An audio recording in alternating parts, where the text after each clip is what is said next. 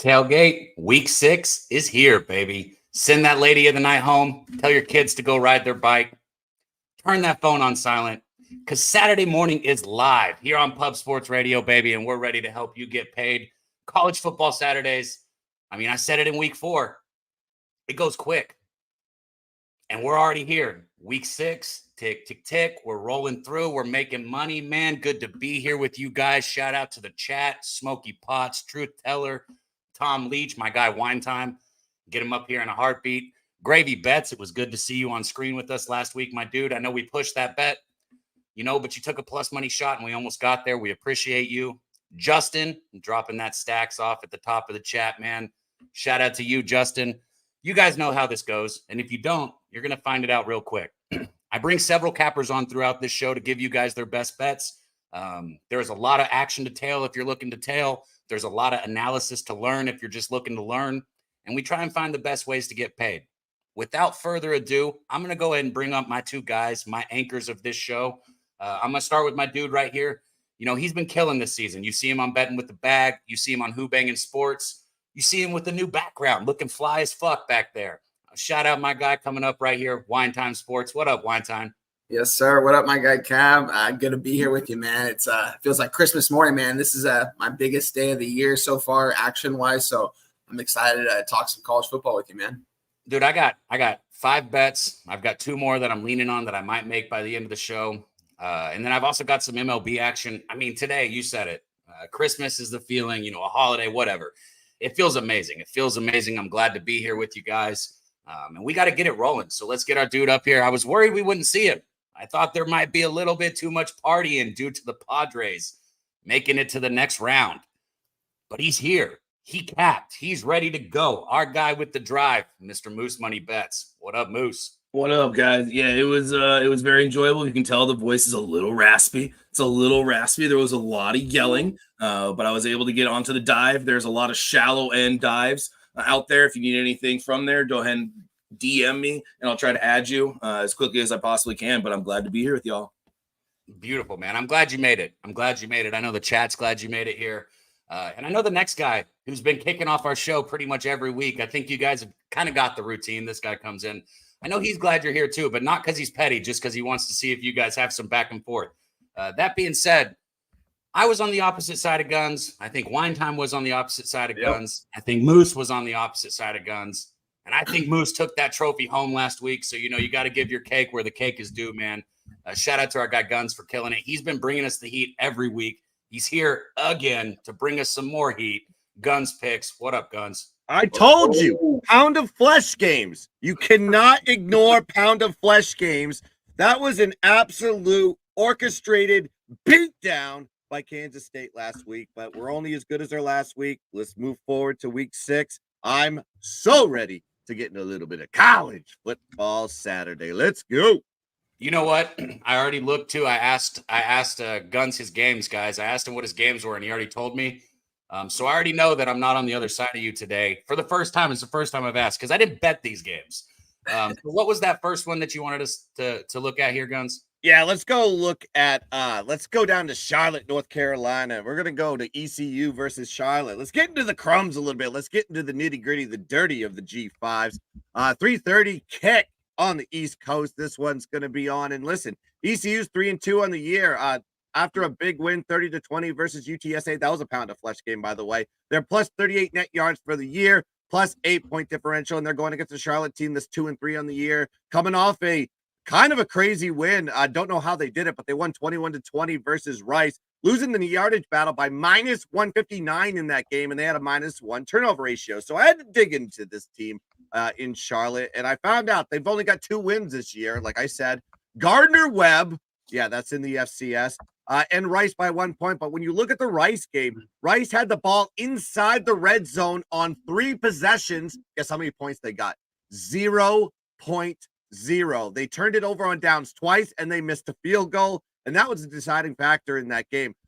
Then you got to just look at this Charlotte defense. They're not good. They give up 454 yards of total offense to their opponents, 5 yards per carry on the ground, and 264 yards passing to their opponents per game. And then you got to look at the factor here. This is a weird one. So these 2 teams played last year. ECU lost to Charlotte 10-7, and they were 6.5-point home favorites in that spot. So we have a pound of flesh game looking into this spot. And then you see the line right now, and I see it sitting at -9, and ECU is the road team.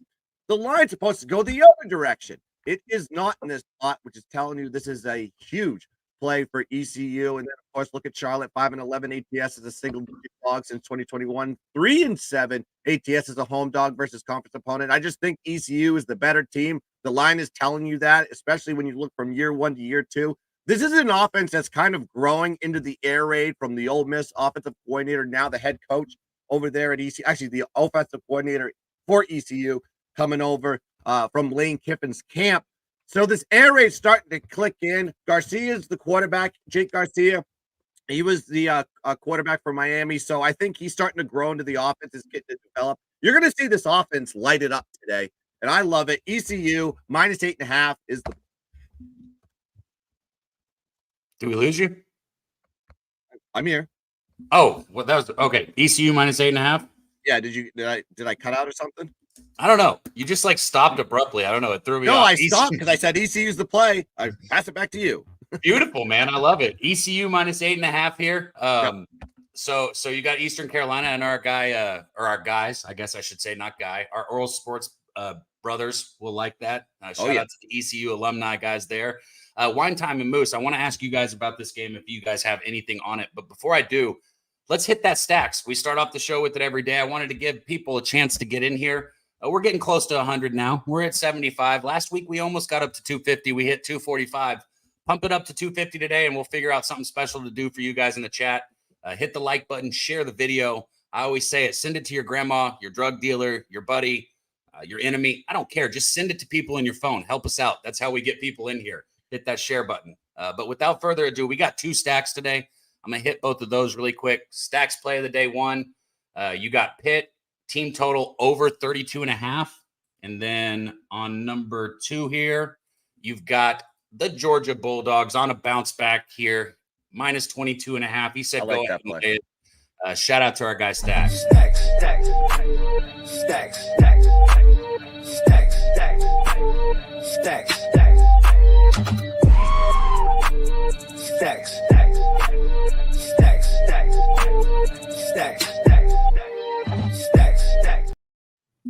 I'll say this about the Georgia play that Stacks brought up. I was like, that number's kind of dropping to 21.5, 21. If you can find a 21, that's perfect spot. Georgia's going to bounce back here, in my opinion. This Auburn team is absolutely broken. Their coach is blaming the players. The everything that the press is doing with this team.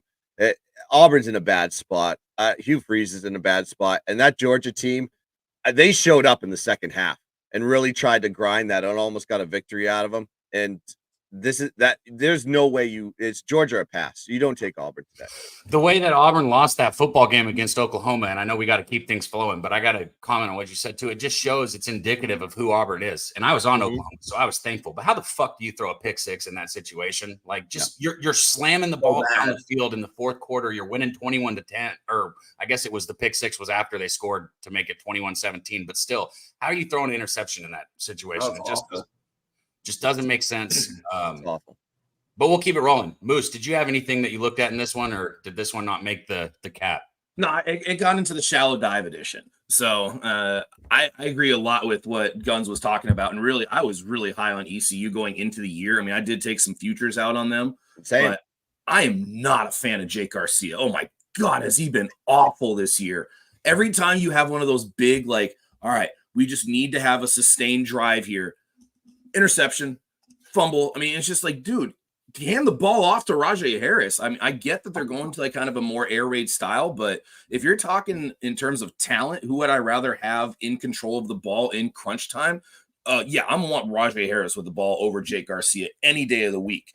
ECU has looked nothing close to what I'd seen on offense. It feels like every game when there's an important drive, Jake Garcia throws the ball away. Charlotte has not looked good, very good this year, but neither has ECU. ECU has played better in the first half. So if you're looking ECU, I would much rather go first half than full game because they have choked, like choked in the second halves of the games. Charlotte doesn't match up terribly here against ECU. I'd argue even though that ECU has better players, they're a below average team right now. and there's not a significant difference between the two in terms of their ability to play a good football game, there should be a significant difference. There really should be. And a double-digit spread definitely feels like too much. But if there was a game for ECU to figure out their red zone woes, which they have struggled in the red zone, or figure out their rushing attack, it could be here. I lean Charlotte. I do lean Charlotte, but I could definitely see the upset here. I really think they need to start getting Rajay Harris way more involved. And if they start having more of a balanced attack that actually skews more to the run, I think ECU can turn it around and they can look like a better football team because the defense has been solid.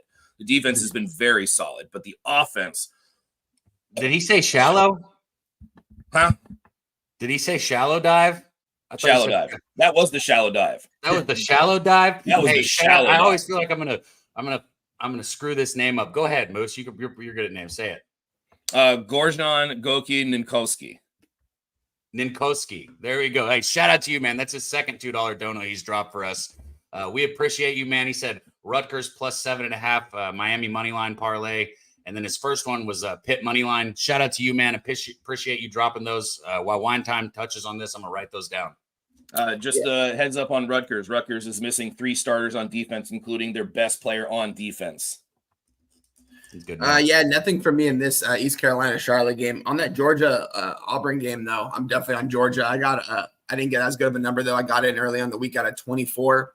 I think these guys blow them out of the water, and Auburn's not a good team. Offensively, they looked really bad last week. They put up a lot of total yards, but they just couldn't really score when they got in the red zone.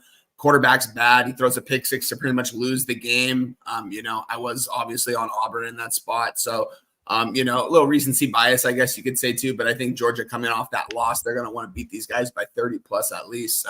Georgia all the way in that spot. Nothing for me in the East Carolina-Charlotte. Hell yeah.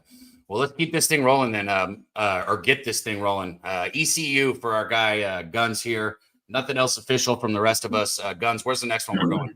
Yeah, we're going to go to the Fun Belt, the Sun Belt. I love this conference so much, and it is a great one. We got App State versus Marshall. Jones C. Edwards Stadium, Huntington, West Virginia. It ain't Take Me Home Country Road, but it's close enough if we're in the West Virginia State. 3:30 p.m. is the kick.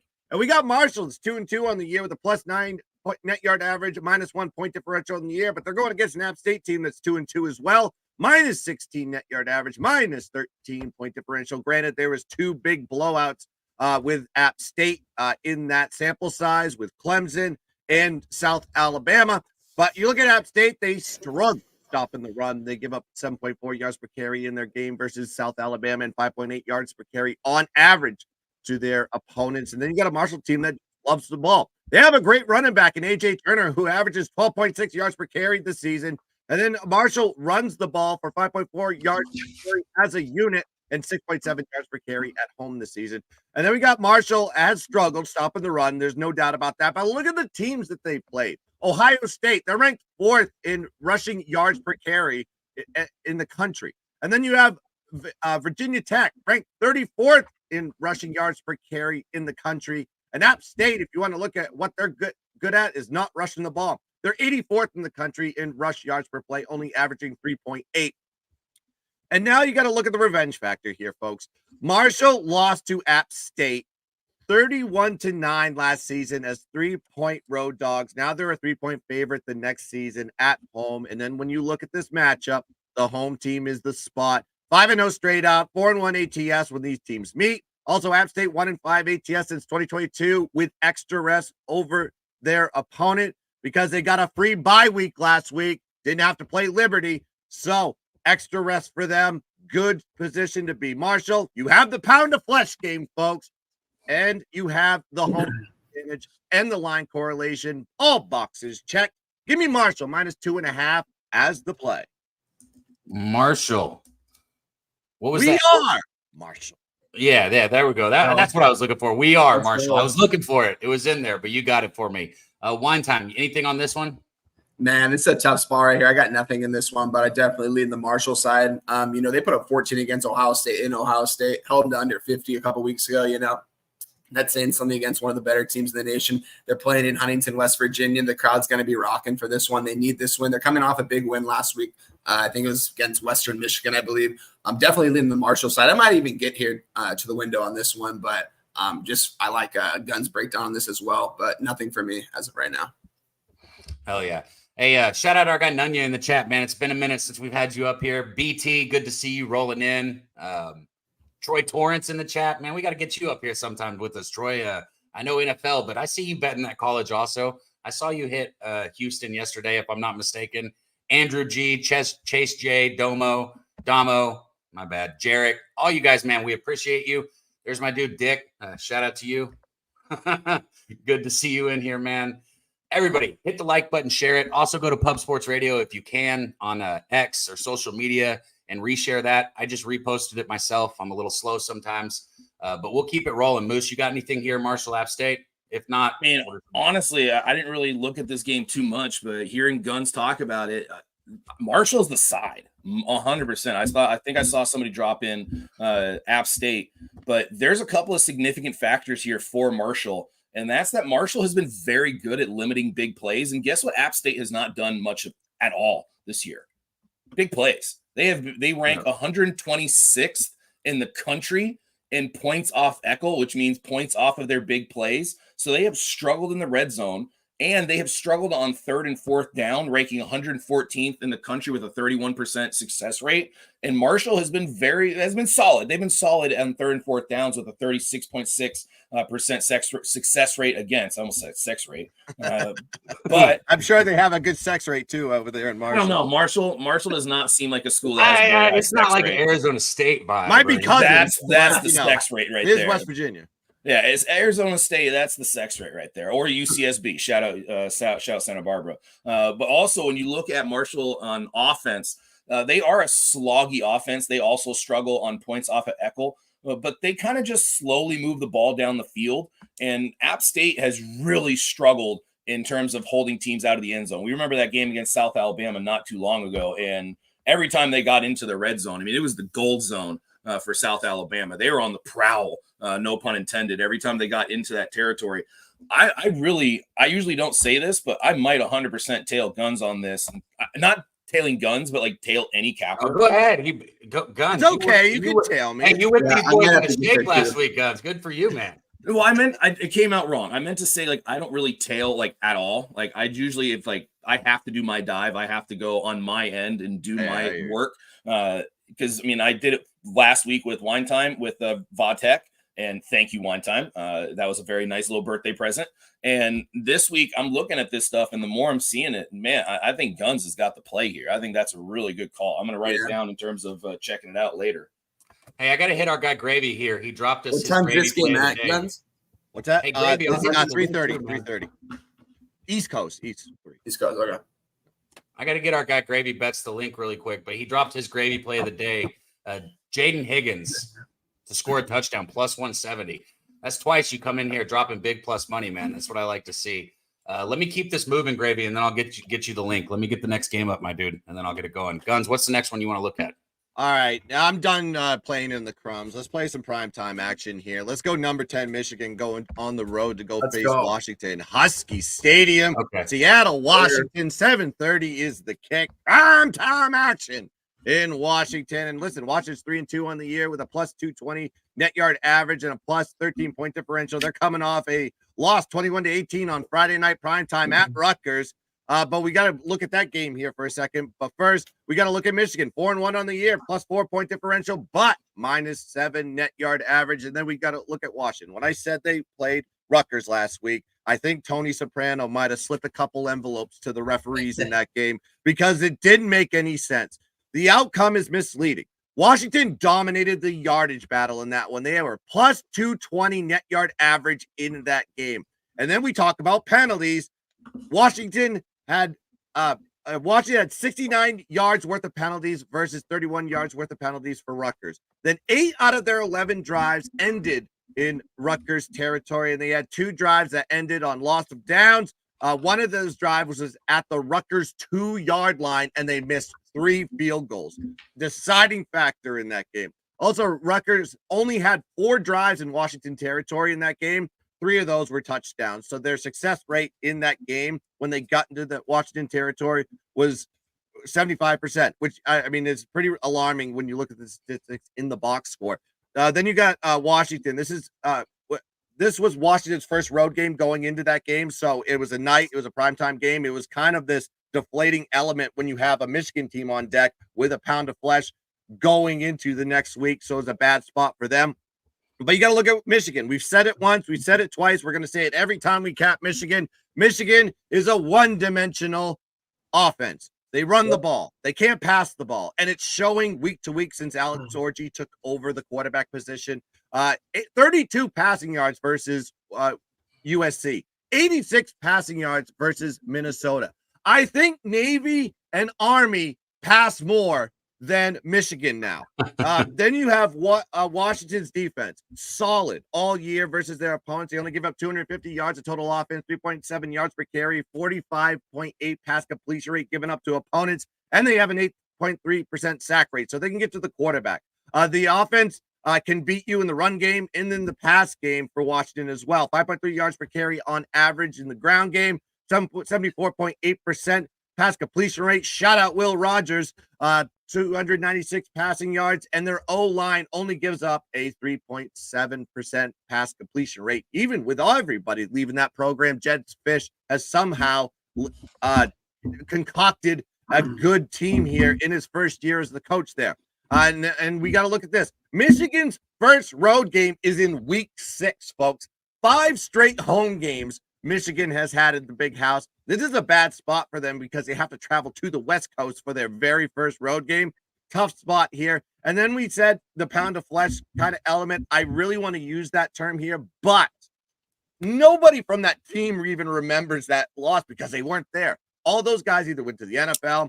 You had Kalen DeBoer going to Bama. A lot of guys transferred out. So personnel-wise, yes, not really a revenge spot for them. It's more of a revenge spot for the fans. I think the fans will be rocking in this stadium. And I love taking an unranked favorite versus a ranked road dog every single time. So I'm going to take the spread. I'm going to throw it out the window. Washington is just going to win straight up. We got it at minus 120. It's currently available at minus 120 on FanDuel. Washington, money line, minus 120 is the play. I tell you what, I was talking with my pops before this show, and shout out our guy Ramon Scott. He sends me some really interesting stuff that I really appreciate that I like to look over on Saturday mornings. Yeah, like some cappers consensus and things like that. Yep. He also sent me the monies, and obviously the monies. He also sent me the monies, and obviously Michigan. Michigan is one of the favorites. So the public, the money's on it, all that, and you know Vegas is kind of taking their stand. It's the same way with the A&M game, but this is one of those games, right, where it just feels like you better bet Washington or just watch the game. And shout out Big Show and all of our Michigan fans, though. Moose, what are you looking at here in this one? I mean, the bet that I wanted to take is not available to me. Jonah Coleman longest rush yard is the absolute best play for me in this game. If you look at how many times Michigan allowed a long rush this year, they allowed rushes of 55, 65, and 16 in games versus Texas, USC, and Minnesota. The game against Fresno, okay, whatever. And then the games against much lesser competition, obviously they're going to be much better. But then you look at Jonah Coleman, who's had long rushes of 25, 64, 29, 14, and 39. If I was able to find a longest rush prop of like 15 or lower, I was going to absolutely hop on that. For the entire week, I mean, and Wine Time can attest to this, I was absolutely looking at Michigan here, and I thought that Michigan would be the only side. But you look at kind of how this caps. Washington has played solid football, and Guns talked about it. The main issue for Washington has been their penalties, and they have been horrific with their penalties. Week 1, 6 penalties for 53 yards. Week 2, 8 penalties for 100 yards. Week 3, 16 penalties for 135 yards, 7 penalties for 47 yards, and last week, 6 penalties for 69 yards, which included a swing 6 penalty where they were able to get a 4th down stop, and then they had a true freshman run onto the field as the play was still going on, and then allowed Rutgers to stay on the field and then convert that red zone opportunity that Guns was alluding to in terms of how many times they got there. I would like a Michigan team total under if it was 20 that showed up, or 20 and a half or 21. But unfortunately, they're not hanging it at 20 or 20 and a half. So I'm going to probably stay off of this unless the Jonah Coleman shows up. But it's a one-dimensional lineup with a Washington team that until last week has been very good against the run. And the other factor that we didn't touch on yet is that was a cross-country road trip for their first true road game, all the way across the country on a Friday night where we know Friday night college football, those kids, they show up and they are lit. So I kind of thought that was a really bad spot for Washington. You could see them coming back as the game progressed. I think Washington would be the side if I was going to take a side. I am not going to ever get there on a team that struggles with penalties. I think the under would also be a great play here. And if I got a 42, I would have been on it, but I don't think it's crossing that threshold. I think this is a sloggy game, an ugly type of game. And I would only look at the Jonah Coleman longest rush yard prop, but looks like I'm not going to be able to bet it. Our guy, Jose, said he doubled up, took Washington money line twice. Shout out to you, Jose. AOD said, we're cashing today. I don't give a fuck. And that's 100%. We are getting paid today right here. Guns started us off the right way. Wine time. Anything on this one before we let Guns go? Shout out to Jose in the chat. We broke this down on Wednesday. Broke it down on Friday as well. Both these guys touched on everything I pretty much said throughout the week.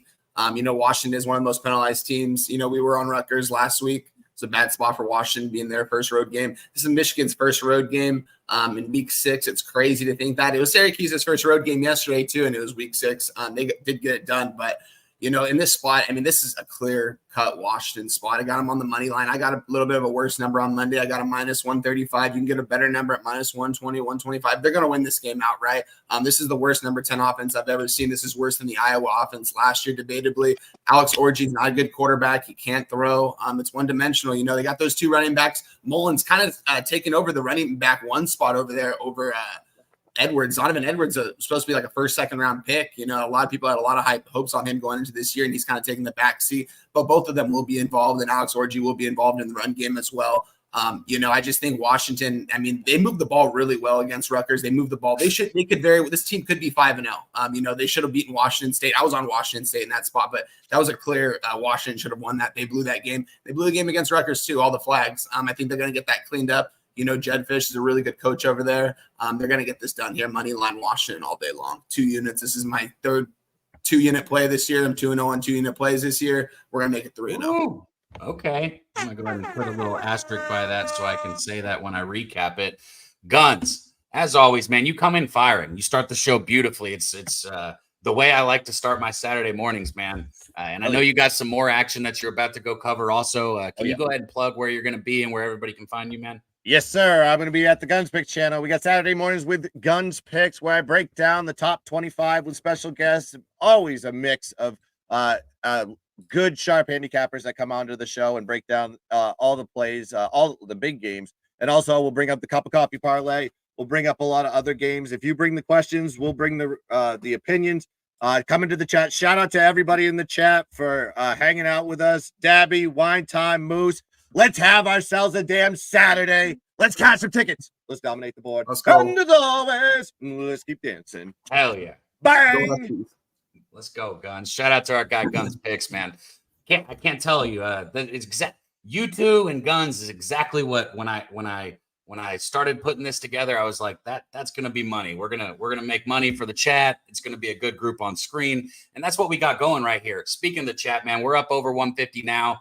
Nasty Nate just said I'm late.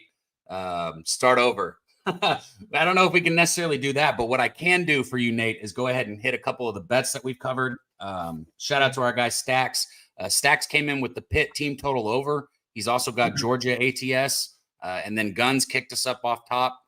Eastern Carolina minus 8.5. He's got Marshall minus 2.5, and then he's got the Washington money line. Shout out to our guy Gorgon, if I said that right. With the donos also, we appreciate you. He's got Rutgers plus 7.5 and Miami money line, along with the Pitt money line, and then Wine Time. He's got Washington money line for 2 units. So we're only 30 minutes into the show, and we've already kicked it off just right. But let's keep pumping it up. Share the video, get it out. Go retweet on X if you guys can. Let's get up over 200 today, and let's get going. Wine Time. Where are we going to next? Let's keep this thing moving. Let's head to Columbus, Ohio. Iowa at Ohio State. Gotcha. It's going to take me just a second to find it. Oh, no, you're good. Yeah, so Coach Kirk, heading into this matchup here, it's really interesting. He's never won in Ohio State in his whole career being the head coach over at Iowa. He's been there for 20 years plus. Iowa offense doing a lot better this year. They went from averaging 10 points a game last year to 30 points this year, 57th in the nation. Caleb Johnson's playing at an elite level at the running back position. They're feeding him the ball. He's playing really good. I've been a big fan of this guy all season long. I think he was slept on really heavily this offseason. Ohio State, though, on the other hand, giving up just 1.9 yards per carry, fourth in the nation. They've got a really good run defense over there. They got Jack Sawyer. They got a couple other guys off the edge on the line that are nasty over there. Iowa, it's going to be interesting to see what they can do in the pass game with Cade McMillan. He's not the best pocket passer. We have seen him make some big-time plays in these games. Iowa's really gone on some stretches throughout these games. They were down 14-7 in Minnesota at halftime, end up blowing the roof off them in the second half. I think this is too many points, for Coach Kirk going in there. I think he's going to really want to put up a good game in this spot. I got it at the plus 20. I got it in on the Monday. It's down to an 18 right now. I still like it an 18. I like it all the way down to a 17. I think this is probably going to be a 2-possession game, honestly. Iowa's going to hang tight in there. They've got a really good defense. They got to make some improvements in the secondary. That's for sure in Ohio State. They do what Chip Kelly's offense says. They haven't even been running the ball at an efficient rate this year, but Will Howard has been getting the ball to his receivers, and they've just been taking off and running with him. He gets them the ball. That's all he really has to do. He has the athletes around him. I just don't think it's going to be enough against this Iowa defense. I think Iowa's going to hang tight, so give me the Iowa plus 20 in the spot. Going with the Hawkeyes. Shout out Taylor Mathis. Maybe she'll put that Hawkeye dress on today and let everybody stamp over it. But going with Iowa, I like it. Moose, anything in this one? Yeah, let me just kind of address a couple of things here. First off, this is going to be the biggest test for Ohio State this year. I mean, the biggest test they've faced so far is Michigan State. And look, Michigan State has been competent this year. They've been fine, but Iowa is a better team.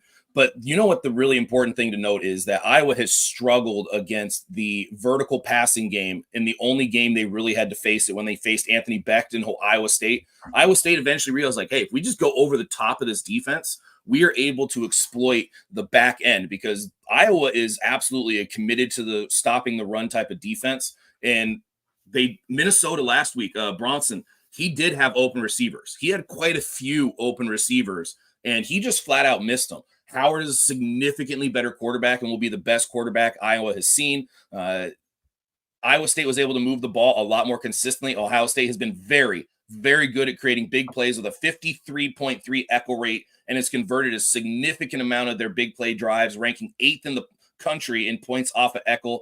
Iowa has been elite at limiting big plays, ranking 1st in the country. But again, you look at the defenses that they have, or the offenses that they've played, you're not seeing an offense like Ohio State that has been able to generate the big plays. I think Ohio State is able to create some big plays here. I believe Iowa is not able to run the ball consistently. Ohio State is legit on the front 7.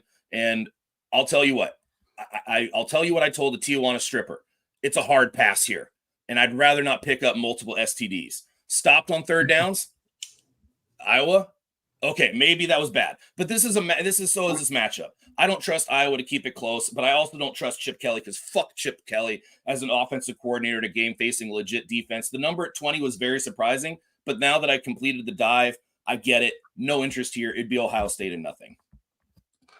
Yeah, I'm off this game also. I saw somebody in the chat, man, and I'm going to try and keep coming back as much as we can, but you guys know we got to roll. And I want to get some of you guys in the chat up here, just like we got Gravy last week. Gravy, if we do follow each other, reach out so I can DM you. If not, I'll drop the link in here in a little bit, because like I said, I'd love to pop some of you guys on here later on in the show. I do have action on A&M. I got A&M -1.5. I took them earlier in the week. It's -2.5. You're asking about the early games. I've also got Le'Veon Moss over 65.5 rushing yards in that same game. He's hit over 65.5 yards every game, including Notre Dame, where it felt like he didn't do anything. I mean, he did get the ball 20 times in that game, but still, I mean, he's hit it every game.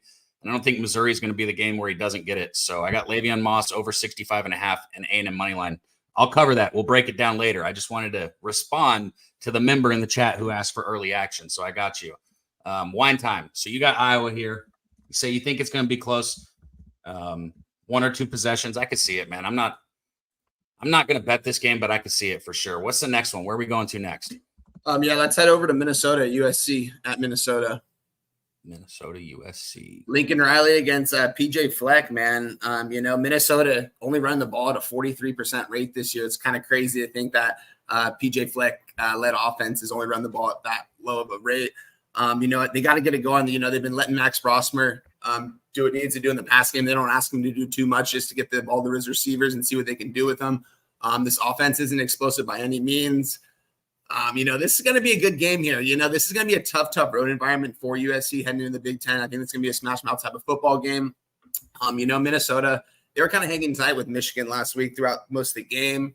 I think that USC, I think they're a little overrated right now. Their defense is really good. I want to see them do a little bit more to a better defense, though, in this spot.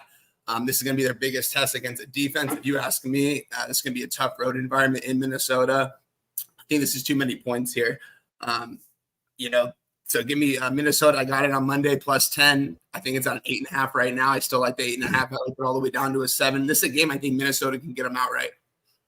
Really? See, I knew I'd be against people with the. I told you backstage before we started the show, I had a few first half bets that I liked.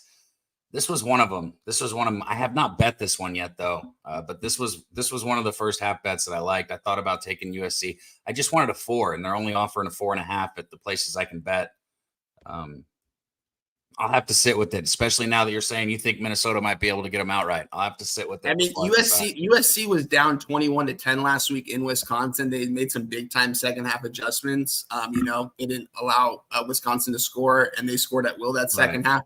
I think it's going to be a little bit better of a defense, though. I think they're going to test them. I think it's going to be pretty much a close game until the end. It's going to pretty much whoever has the ball last is going to win this game. What about you, Moose? Any action here? No, but I do want to cover a little bit here.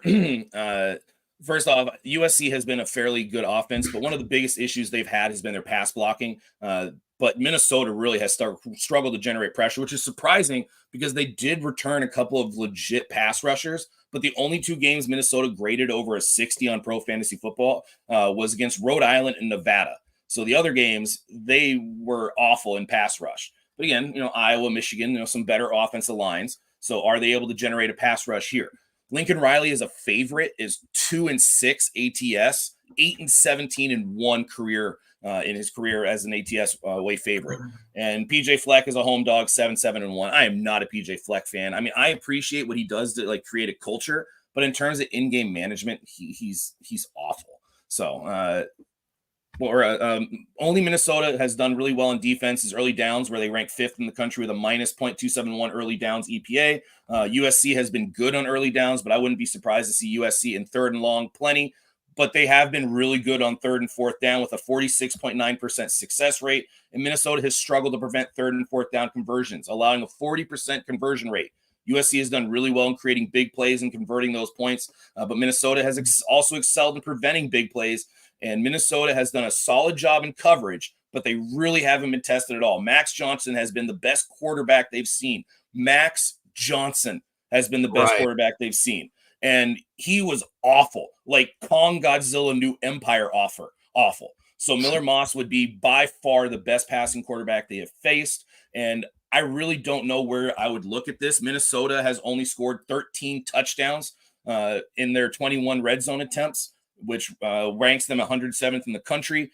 USC has been a very good red zone defense, ranking 12th in the country with a 66% success rate. The unknowns of the Minnesota secondary, which really haven't been tested. I mean, you're talking about Cade McNamara and Max Johnson and Alex Orji. Like, dude, those guys don't pass the ball at all. Miller Moss is going to be able to potentially exploit that off that secondary. USC would be the only side I'd look at, but I really don't like Lincoln Riley on the road as an away favorite. So this is an absolute stay off, but it would be USC or nothing here. Hey, shout out to our guy Clutch becoming a new member, man. I say it all the time. The reason we have this channel is because of the members, because of the donos. So thank you guys. If you're not a member, consider becoming a member because, we're never going to sell you anything. We're never going to say if you want our best bet, you got to do this, that, or the other. All you got to do is tune in and listen. And if you tune in and listen, we're going to do our best to help you get paid, at least bring you analysis. Hell, even if you want to fade, you can tune in and fade. Do whatever you want, but we're here giving it for free. We're letting you know what we're betting. There's none of that best bet stuff. So get a membership if you can. Drop a dono. We appreciate you guys. Von Polo, AOD, everybody, man. Kongs, I know he'll be here soon. We appreciate all y'all, but let's keep this moving. We're up to 180 now, so we're getting real close to that 200 mark. Let's see if we can keep it pushing, keep it moving. Let's get up over 200. Let's help get everybody paid. Let's piss some bookies off. Let's let them know the tailgate is their worst enemy here. Wine time. I know you like that. What are we going to next, man? All right, yeah, last game, we're going to head to UCLA at Penn State. UCLA at Penn State. And while I'm finding this graphic, somebody asked you, do you still like the under in the Penn State game? Yeah, that's why I wanted to touch on this. Yeah, I got a worse number on Monday. I gave it out on the show at 47, though, with Jimmy on Friday. This UCLA offense is struggling, to say the least, man. They're struggling to score points. Their only touchdown last week against Oregon was a pick six with about 15 seconds remaining. Struggling to say the least. It's up front. Their offensive line is struggling. They got no pass protection for Garbers or for the run game. They've got a really dynamic running back in TJ Harden, but they just can't really use him. And Ethan Garbers is banged up. We saw him last week take some massive hits, and he just limped in, was playing through it, even though they were down 24. A lot of questions around why he was still in the game and why they're even potentially going to play him in this game, because they got Minnesota on deck next week. UCLA's had the hardest schedule in college football so far this year. They face 3 potential top 10 teams. The last 4 teams have all been ranked in Indiana, LSU, Oregon, and now Penn State. It's just been a gauntlet of a schedule, man, but it gets easier for them. I think they should sit Garbers here, let the backup Justin Martin get some reps, see what he can do out there. Let Garbers heal up until the following week. But with that being said, if he's out there, man, I don't know if UCLA is even going to be able to drive the ball at all. It's remained to be seen. He doesn't have a lot of film. You can look at his film from high school from a couple years ago, but he's been with the program for a while. It's a very difficult offense to figure out. We've talked about this many times, the Eric Bieniemy offense. Sam Howell was saying how difficult it was for him. Patrick Mahomes was saying how difficult it was. A lot of unnecessary words that are involved. That being said, though, man, I think if Garbers does play, they're going to knock him out early because he is hurt out there. And they're going to have to be forced to run the ball, and they're not going to be able to score too much. And Penn State on the other side, we saw Oregon put up 30 against UCLA. Can Penn State put up 30 against UCLA? Maybe. They don't have the high-powered offense that Oregon does. They don't have the quarterback play that Oregon does. They do got some really good running backs over there. A couple of them are questionable going into this. I'm not sure if Singleton's going to play or not. There's a lot of things. He wasn't at practice this week, and they had no answers about that, so we'll find out about that. But, we're looking at a total of 46.5 right here, guys. This game's not going to hit 40. This is going to be like a 30-7 type of game in favor of Penn State. I do think that UCLA is going to cover this spread too. I have them plus 28.5. So give me this UCLA spread and the under. UCLA and the under. Let me write that down. Under 46 or under 47 minus 115 and plus 28.5 minus 110. Both separate bets, right? Both separate, yeah. Hell yeah. So got UCLA rolling with the boys there. Got the under. I like it. I want to shout out our guy Gravy. He came in and gave out Jaden Higgins anytime touchdown at plus 170. He said his Gravy play of the day is just 1%. So 0.25 units for anybody that is looking for that. Appreciate you dropping that info. Let's keep it rolling. Moose, you got anything on this game? Yeah, UCLA is so bad on offense. They're just awful. So bad. You like to use collegefootballinsiders.com, which is a website that Parker Fleming, shout out Stats of War, who does a great job in terms of compiling all the data. And there's a code when you look at all the stuff in terms of like the color coding. And blue generally means that they're, highly ranked. They'd be ranked like 7th in the country, 26th in the country. And then the red, if you see bright red, dark red, that means that they're pretty bad. And Penn State's on this side. UCLA's on this side. This side is blood red, like across the board. And 129th in offensive success rate, 131st in rush percentage success rate, and 116th in drop back percentage success rate. The one thing I would look at here would be a UCLA team total under, because I don't think they're going to be able to move the ball like at all. And Penn State, the single team thing is odd, like really weird kind of how that's going. They're playing close to the vest. They're not required to really give out much injury updates. But I think Penn State is able to do whatever they want on offense. I wouldn't be going after a game total. I would be focusing on UCLA team total under. I'm not really going to get there. just because sometimes if you're in a blowout, which I kind of expect here, I think Penn State kind of gets out and is able to blow them out because Aller is still a very good mobile quarterback. And if you just need to replace Singleton with Aller, that'd be fine with me. So I think Penn State is in a blowout here. And if you see UCLA, and they need to get to that 17-point mark, I'm not sure what the team total is. I did stay off of this, but I think the only way I'd look at this would be a UCLA team total under. Probably better to look at the first half where the focus and the motivation might be a little bit more in play than later in the game where you're just like, all right, moving on next week, USC, let's get that. But UCLA team total would be the only thing I would look at here. So I'm not going to bet this one, but I do like the under. And I think that makes the most sense, especially after listening to both of you guys. I like the under in this one. I think Penn State will ease off. I think Penn State's going to ease off the gas pedal, especially if they get up 20 to 30 points. I think they're just going to stop, but they're going to take their foot off the gas, honestly. Look at who was it last night? Or look at the Oregon game last night, right? That's what Oregon did last week too against UCLA. They just didn't want to. I mean, they just didn't have to. They just burned that game out. A field goal with 24 seconds that doesn't matter to anybody except for the rest of the world that bet on the game. Like, that type of shit right here. And at 25.5, just crazy, man. So yes, we do have Missouri A&M action. I'll go over it again here in a minute. In the chat asking, we've had some people on Pitt, and also I know our guy Kong's about to pop in and talk Louisville. So yes, we'll get to those games before they kick. Don't worry. Wine Time came in bringing the heat again. Are you? It's about that time, right? You're about to head over to our guy, Big Ragu and Big Boss. Yes, sir. Yes, sir. Appreciate you guys for having me as always, my guy. Are we doing the live stream still? Yeah, A&M Missouri. A&M Missouri. Sweet. Yeah, I'll see you guys for that. Then I'll see you guys in about an hour and a half for that. After this show, go check us out over at Hoobang and Boston and Sauce coming up next. I'm going to talk about a lot of these games.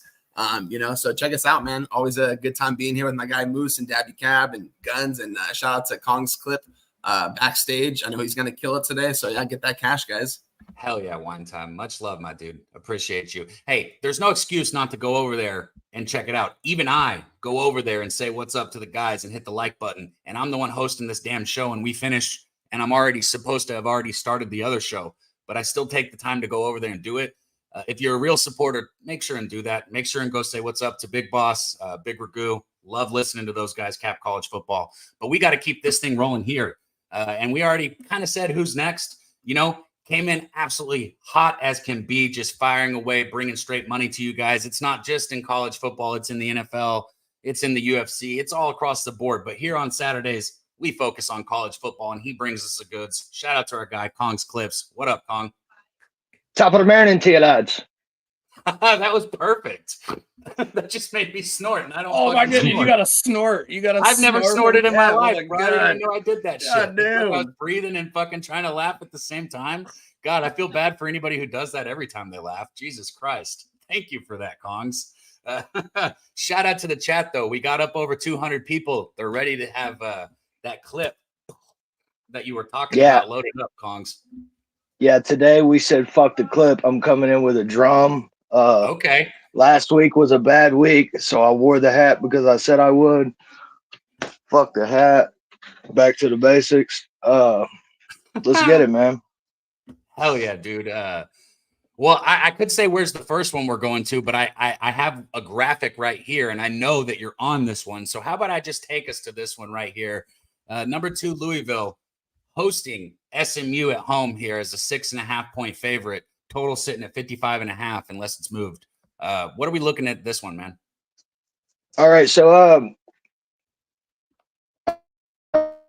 hello had asked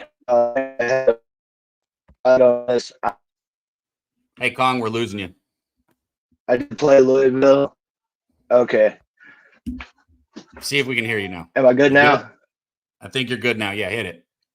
Good? Yep. All right. So Von Polo had asked about this in the chat. I am on Louisville. I wasn't going to talk about it as a best bet. I think Louisville bounces back. I do have my plus money prop for the weekend. This one, it is Tyler Shuck for 3+ passing touchdowns. And that is at plus 154. Plus 154? Yes, sir. You said 3+? Yes, sir. Sorry, I'm writing it all down by hand as we do this. Okay, nice. My bad then if it's not a best bet, but you still gave people a plus 154 plus money bet in it, so you still brought the goods. Where do you want me to go for our best bet here for the first one? Indiana, Northwestern. Hell yeah. Shout out to this Indiana coach, man. I like him. Mm-hmm. Yeah, wagon. I agree, man. I agree. We talk about coaches being so important when you're betting, especially as a bettor, like what they're going to go do for you spread wise. Shout out to the Indiana coach, man. Yeah, Signetti. Yeah, Signetti. Perfect combination. Grabbing Curtis Rourke in the portal, coming over. He demands accountability, and he's going to get his team ready to play every week. And I think that's what we have here. I think Indiana lays this 13.5. I think this number is short. I'm on Indiana as a best bet, minus 13.5. Gotcha. So Indiana minus 13.5. Best bet number one. Moose, anything here in this one? I mean, if I'm going after Indiana, dude, I'm taking Indiana first half because, I mean, Signetti has just been like a dog in the first half.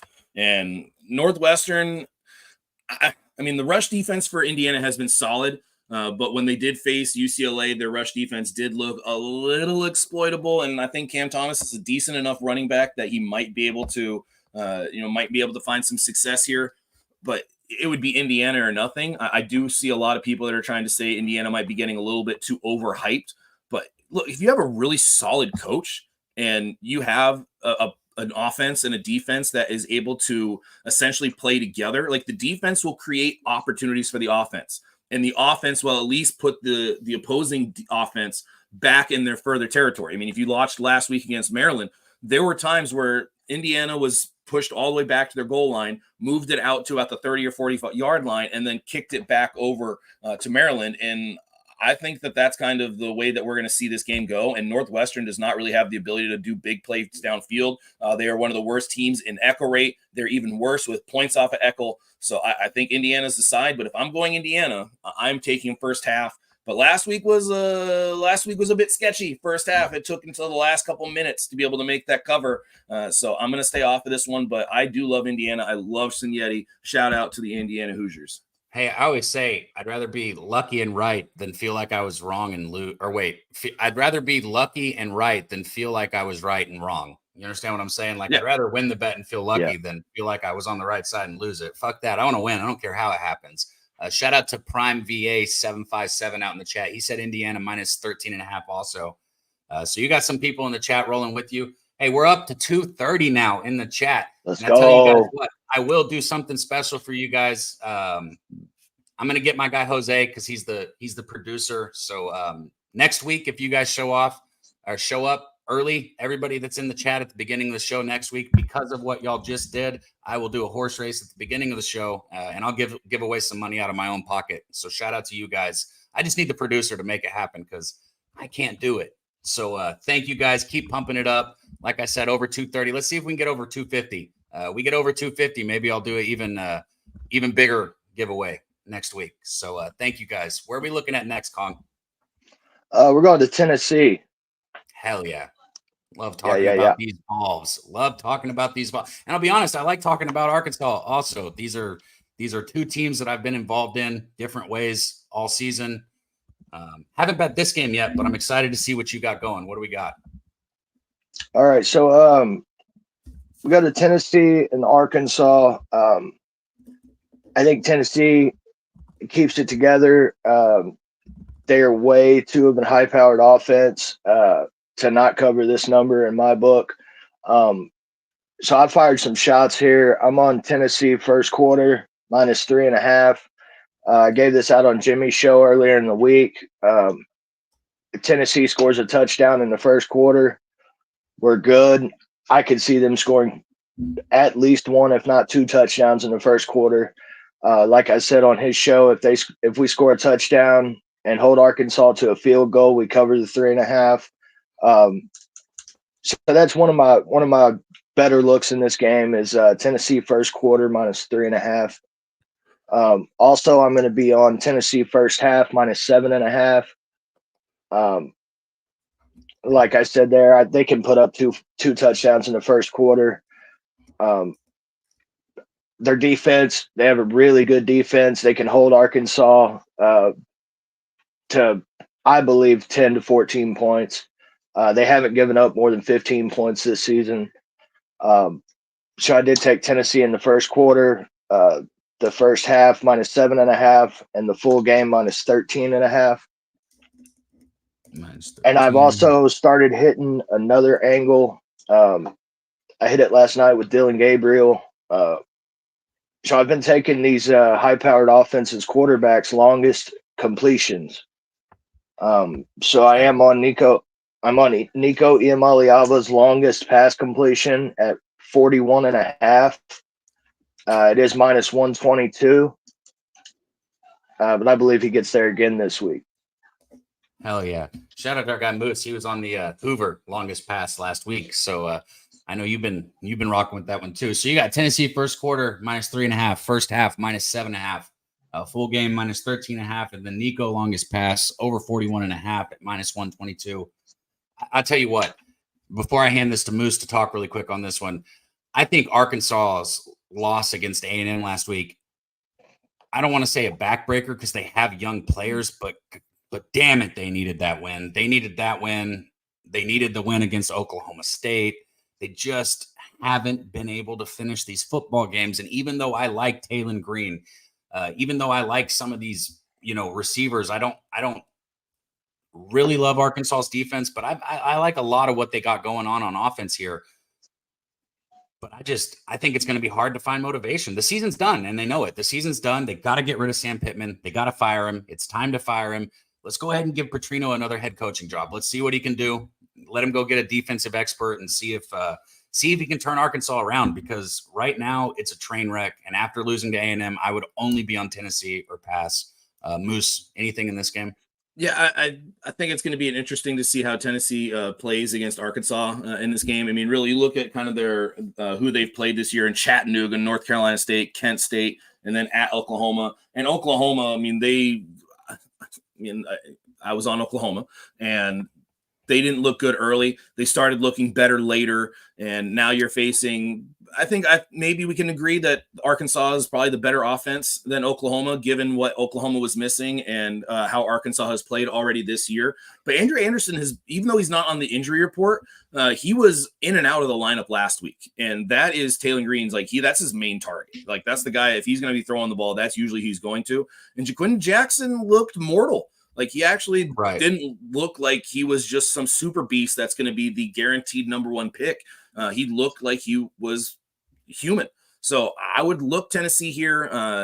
It is weird that Pittman has already been acknowledging, like, he's been the one addressing the fact that he has to step up because he's on the hot seat, which if anybody was watching the broadcast last week, that kind of came out of nowhere for me. I was like, I thought Arkansas was playing well this year. And all of a sudden he's like, oh, I'm on the hot seat. It's like, he shouldn't be on the hot seat. He should be out the door no matter what, just trying not to get fired mid-season. Like, he's got to go. He's got to go. I've been saying it. He's got to go. Like, if that's your mentality, if that's your mentality of like, ooh, I'm on the hot seat, and you are publicly addressing it. I mean, I've been a coach. Cab, you've coached. Kong, I'm not sure if you've coached or not, but if you're talking about like, yeah, I can feel the heat on the hot seat. Why are you paying attention to that? Like, you should be focused on things that are more game relevant than your paycheck. And Bobby Petrino is a former head coach, and he could easily step in. The offense has been decent. The Arkansas defense has not been great, but this is going to be an interesting game. I would only look Tennessee full game because Arkansas has come out pretty gangbusters first half. If you remember last week, that was 28 combined first half points, and then I think it was 10 points the rest of the game. So the other interesting bet could be a first half higher scoring half, because that's kind of how some of these games have been for Tennessee for Arkansas. But ultimately, I stayed off here. I think the number might be a little up there, and I don't know what's going on in those practices at Arkansas. I would only look at potentially an over or a team total over, but I stayed off of here.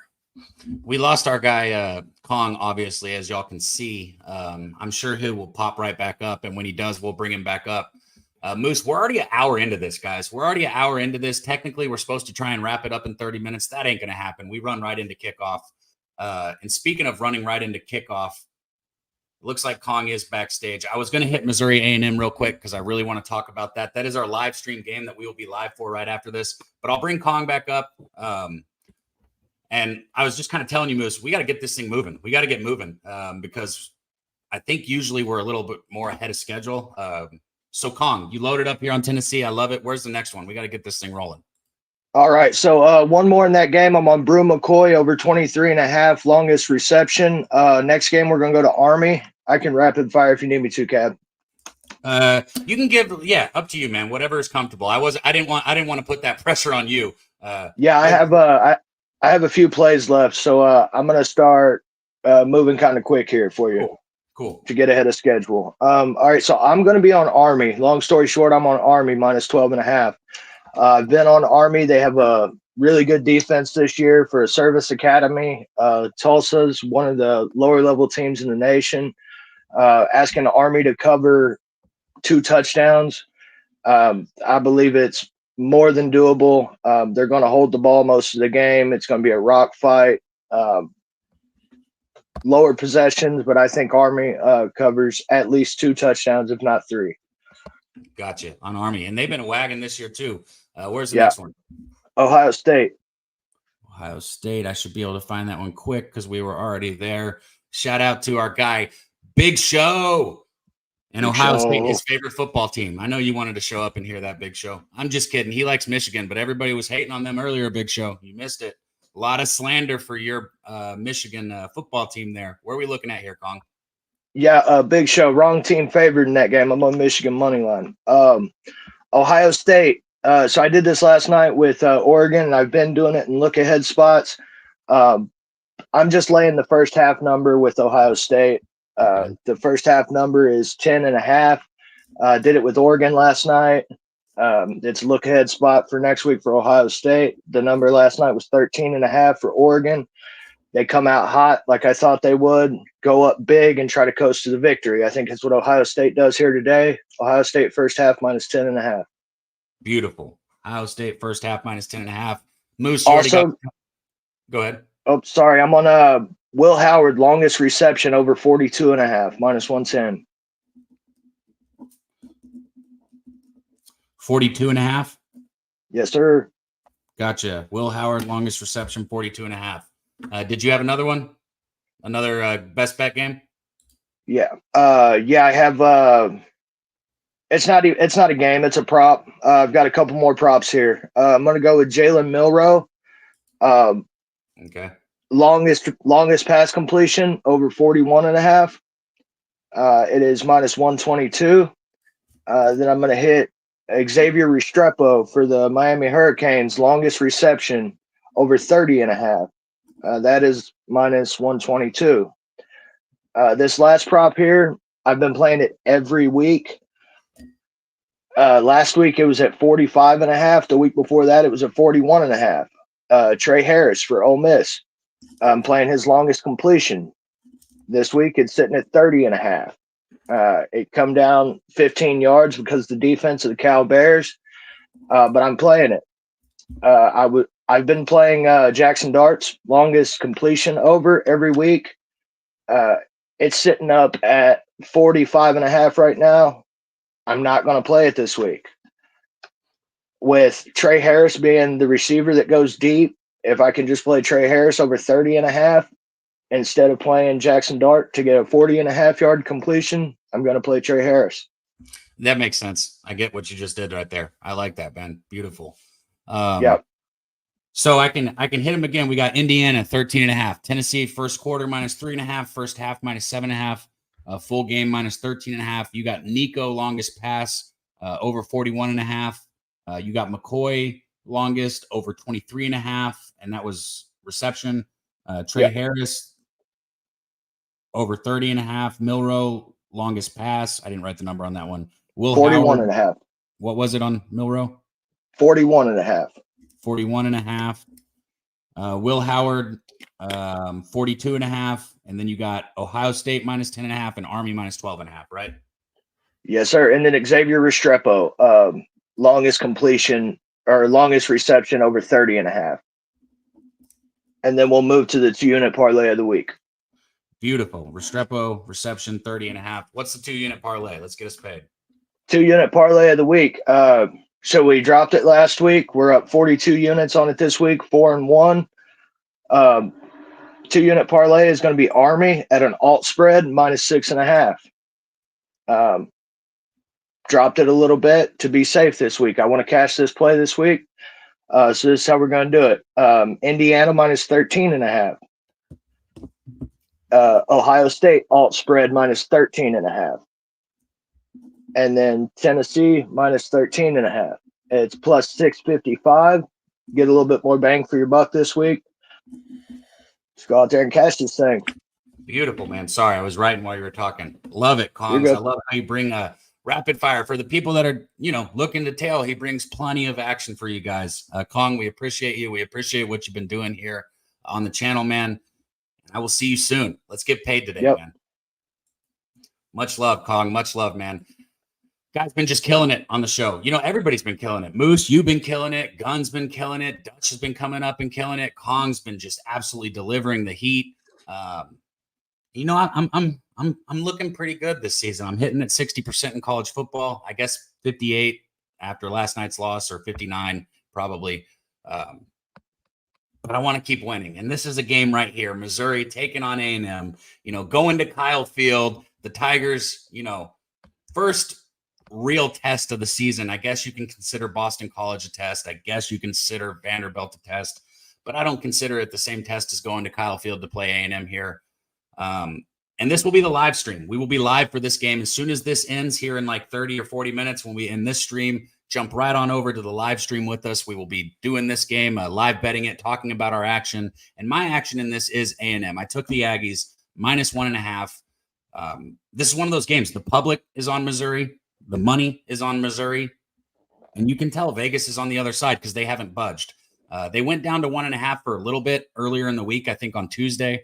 But since then, they've got back up to 2.5, and they've stayed strong. And I'll say it again, all of the money, all of the bets are on Missouri. I like this A&M team. I like what Reed's been doing with the offense. I know Connor Wigman is now healthy. If they play Connor Wigman, I will be pissed. Let me just say that, because I think if Reed played against Notre Dame, there is a small chance that A&M would be an undefeated football team right now. However, he didn't play, and they are not undefeated. But today I got the Aggies. I got them -1.5, like I said. Take the 2.5 if you want to tail, and you have to. I don't care. I also took their running back, Le'Veon Moss, over 65.5 rushing yards. He has hit that number every single game this year, including the game against Notre Dame where he had 70 yards, and it felt like he wasn't moving the ball at all against Notre Dame. If he got 70 against Notre Dame, he's getting 70 today against Missouri at minimum. So Le'Veon Moss, over 65.5 rushing, and A&M on the spread. Moose, what you think about this one? I mean, this is going to be a very interesting game. I'm not sure what side I really would feel more comfortable with if I was to pick a side, because Brady Cook is going to be the best quarterback that A&M has faced. I mean, yes, Riley Leonard is a great quarterback, but he's not much of a passer. Taylor Green is a good quarterback, solid quarterback, but not much of a passer. Brady Cook can be an NFL level passer. And the interesting part is Missouri came into the year with the idea that they were going to have one of the best, if not the best, wide receiver groups in the country. And they have been really underwhelming. If you're going to attack A&M, you're going to be trying to attack that secondary. But the secondary for A&M has played very, very well. Interesting point here is Missouri has been one of the best teams in the country in creating big plays, but they are fairly pedestrian in scoring off of those big plays. They have not done great in the red zone. And A&M, they have been very good in the red zone. So I'm not really sure what side I'd be on. I think an interesting little kind of game prop bet. I mentioned this about the Arkansas, but the same thing can apply here. First half, larger or higher scoring half than the second half. It seems like Elko, as the game goes along, he really starts to figure out what the offense is trying to do. Biggest factor locks in. Yeah, especially by the second half. Yeah. So I would say first half, probably the higher scoring bet, but I'm not going to get there. Interesting point here. The biggest issue for Missouri has been their pass blocking, and their left tackle was a question mark coming into the year and has looked super sus in the season.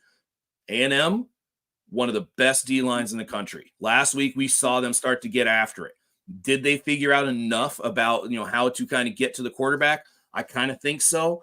But again, I could easily see Brady Cook convert some 3rd and longs. I could easily see Missouri kind of move up and down the field a little bit. All right, that's good. But I really think this is a tough game to cap. Okay, we'll say that you don't see Brady Cook moving down the field. Hey, shout out to our guy Boogeyman. His mom said she's watching the show and likes the guy in the blue hat. Shout out to Boogeyman's mom, man. Shout out to you. I'm glad you're watching it. Good to have you in here. Everybody in the chat, man, drop your action if I haven't highlighted it because I want to go over it. I'm going to go ahead and let Moose start getting to some of his best bets. And I've got, like I said, a few more that I want to give out for you guys. Our guy Dutch is going to be rolling in here any minute. I'm sure he's getting nice and comfy in his hot tub or something like that right now before he pops on. But Dutch will be here in a minute.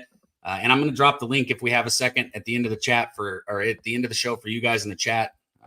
But like I said, this thing moves so quick, Moose. We're already up over an hour and 10 minutes. Crazy how fast this goes. What's one of your best bets or what's something we haven't talked about that you got action in today, Moose? I haven't given any plays out yet. So, I promise I have some plays. I know we talked about me not having many, but let's go to Boston College and Virginia. Boston College, Virginia. Got you right here. Easy to find. All right. This is on the shallow dive, so this will be quick. Virginia has lost their – I promise it's shallow. Okay. Virginia has lost their last 3 conference home openers, and Boston College has done well on the road in conference. Last week, Boston College barely won without Castellanos, but he's now been cleared to play. Boston College has been an efficient offense, methodically moving the ball most of the year. Boston College ranks 102nd in echo rate, but they are very efficient in the red zone and converting 3rd and 4th downs.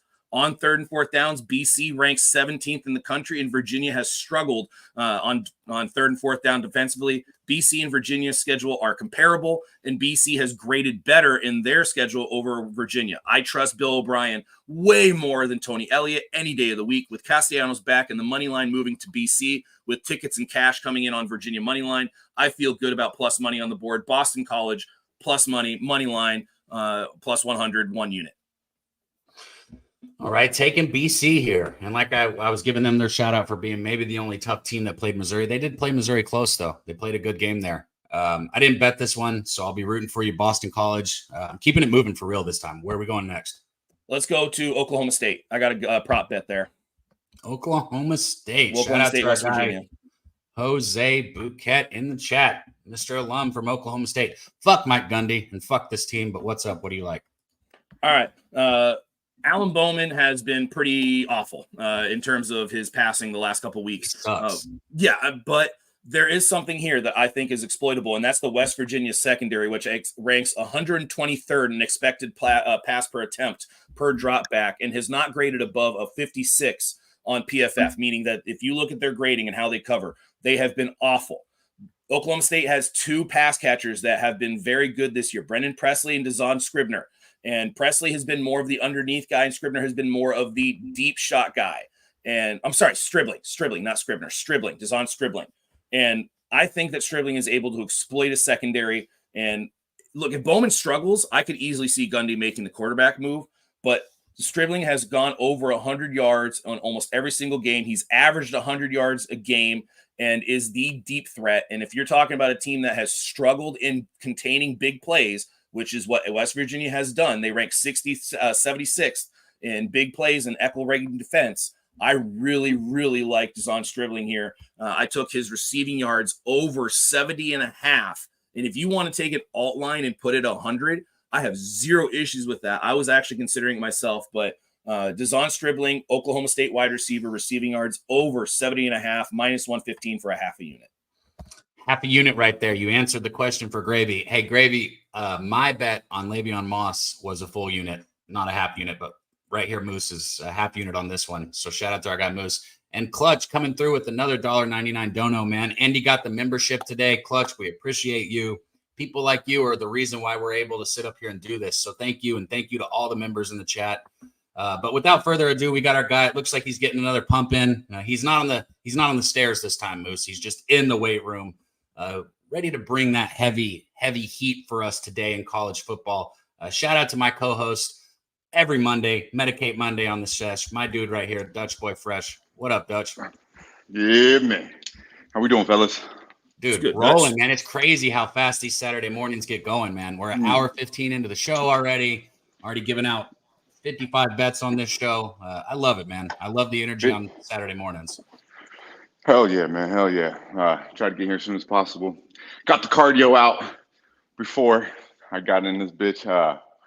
You get older, man. You got to warm up these motherfucking bones a little bit. It takes a little bit of time to warm this bitch up. It's like old El Camino. You better let that shit warm up for about 5 to 10 before you even get in, So, but feeling good, man. Skrilla Scratch Saturday. Right back here on the tailgate with my guy, Daby Cab. Moose Money. How we feeling, my man? Feeling good, man. Not better now that you're here. Good stuff. Good stuff. Diego, big day for you. Big day in MLB. But let's talk some fucking college football, man. Let's do it. I tweeted these 3 out. I got one prop I tweeted these 3 out early in the week. Do got some line movement probably somewhere here, but let's see what we can do. We talked about it, man. Vandy. We've been on them twice here on the show. Both times they were double-digit dogs, and we're going right back to the motherfucking window. Off a bye. Vandy played Missouri very tough. Lost in overtime as we were getting a fucking shitload of points, just like we are right here. Played them very tough in Missouri. Say what you will about Missouri, still a powerhouse. Maybe not as good as we thought coming into the season. Still a very good football team. You're getting 3 touchdowns and you have a chance to win it in overtime and miss a fucking field goal. Also, Virginia Tech, 14.5-point dogs. Was actually very high on Virginia Tech coming in. Looked probably what we thought we would see of them against Miami last week. But Vanderbilt pretty much handled them from start to finish. Now, as I mentioned, they are off a bye.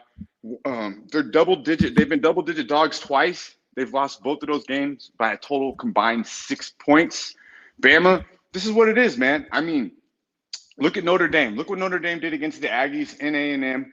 The next week, they lose outright as a 28.5-point favorite. I kind of see the same vibe here. I don't think Bama will lose by any means because even their second fucking players are probably their second routine is probably just as good as Vanderbilt. But we talked about Diego Pavia. Shout out to Diego. I think he shows up again.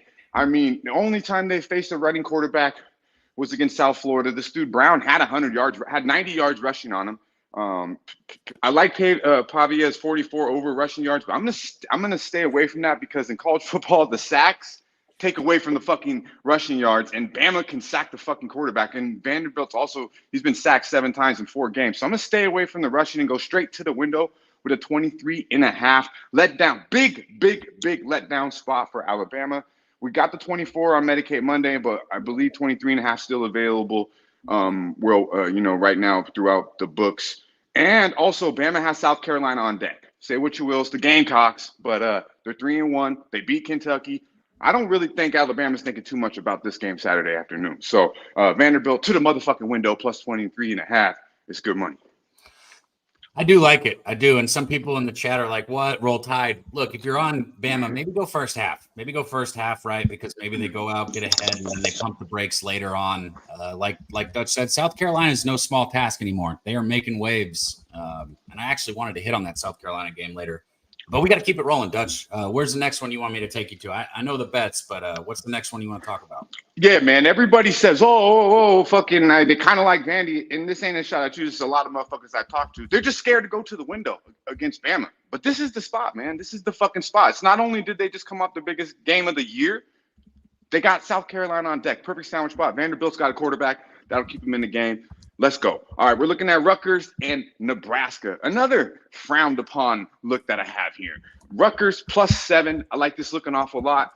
They have a better offensive line. Okay, now people say, they shouldn't have won the game against Washington, but they won the fucking game. They got the best player on the field, in my opinion, in the running back. I don't want to even kill his name. We know who he is. Dude's a fucking beast. Runs extremely hard. And where I think this is going to come down to is not only in the trenches is his offensive line very good, but in the special teams. Now, we seen last night, UNLV should have won that game with the special teams, especially on the punt. They're fucking doing big things. Special teams is so important, and that's really why Washington didn't beat Rutgers. They've missed 3 fucking field goals. Their special teams is suspect, to say the least. They're 4 from 8 this year from from field goal range Nebraska is. So it's a 50% chance that you're going to fucking, make a kick when this guy goes out to the field. And they're not even that long. This guy's just fucking bad.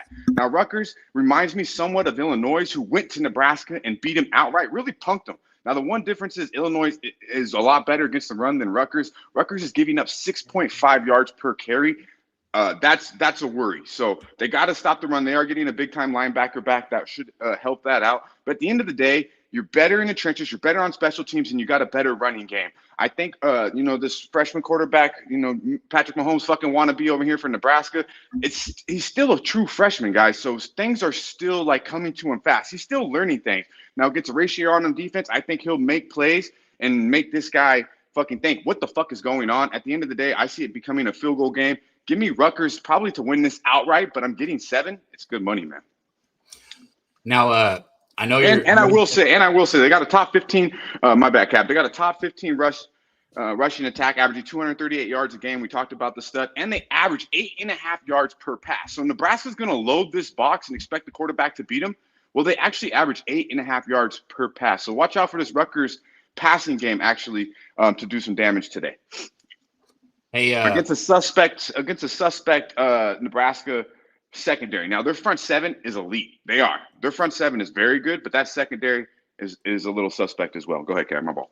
I was gonna say, hitting the chat. Kong said Nebraska does have Indiana next week too. Could be a little look ahead. King Al asked me if I like the under in the A&M game. I do. I didn't bet it. I mean, I like A&M more, but I didn't bet it. Gravy, let me know how they're moving, man. Is it moving towards Missouri? I'm guessing. But it's weird if it's just now finally moving towards Missouri. They waited till the last minute to finally move the line. Yeah. I don't know if that really scares me. I know, Moose, you wanted to say some on this game, but I'm going to let Dutch go ahead and get his last spot out, Moose, because then I'm going to give you the rest of the show to get your bets out. Were you on the other side here, Moosey? No, I'm just wanted to point out that Rutgers might be missing 3 starters on defense, including their best linebacker, who might be out for the game. But I mean, I think Rutgers is going to be a solid moving the ball on offense, because Manon guy is he's a dog. So yeah, I'll leave Manon it. Guy, yeah, he's a beast, bro. He said, they are a little banged up. They are a little banged up, but I do believe they're getting one of the run stoppers back. But yeah, injuries are part of are what we got to deal with now at this time of year for sure. All right, what's your last one, Dutch? I should know this. We're going to California. We're going to Cali, man. It's only right, like our boy Wham motherfucking band would say. We're going to Stanford. We're going Virginia Tech, Stanford. I like that other Cal game later too. We might have to talk about that one a little later, Cap. Stanford off a blowout loss to Clemson. Clemson's played pretty fucking good football. Don't look now. I mean, yeah, they got punked by Georgia. Outside of that, they look damn good, and they look pretty good against Stanford. On the other, and we know what Clemson has as a defense, but after this guy Mekhi Ford had 122 yards against Clemson, averaging 8 yards per carry. I believe that'll come over, and translate against a Virginia Tech team who's had struggles. I mean, they've lost to Rutgers, lost to Virginia Tech, and then somehow showed up against Miami and really got robbed. And you get robbed like that. I mean, we know what we're talking about that play. That should have been a touchdown. They overturned it. Just insane. I just think it's deflating. Virginia Tech's already had a very, really, really let down start to the season. And then you have a moment where you're going to beat Miami in the ACC. It saves the season, turns the whole motherfucking season around. And the Stripes take it from him. Straight up take it from him. Now, we can disagree but I mean, to overturn that call was pretty fucking disgusting. So I think Virginia Tech is a fucking sleeping zombie, and they just so happen to be traveling all the way to fucking NorCal. So in my opinion, the main thing here is Ashton Daniels cannot turn over the ball. If this guy turns over the fucking ball, this will be a 20-point spread, margin very, very easily. But I think they'll run the ball, play some defense. He's got 5 turnovers. Ashton Daniels has 5 turnovers in the last 2 games, 5 interceptions, excuse me. So key thing is do not turn the fucking ball over, run the football, play Stanford football in the trenches. I don't see how Stanford I think Stanford could win the game. I got 9. I think it's went down since then, 8.5 maybe out there. I seen it all the way go down to 7.5 and then it creep back up to 8.5.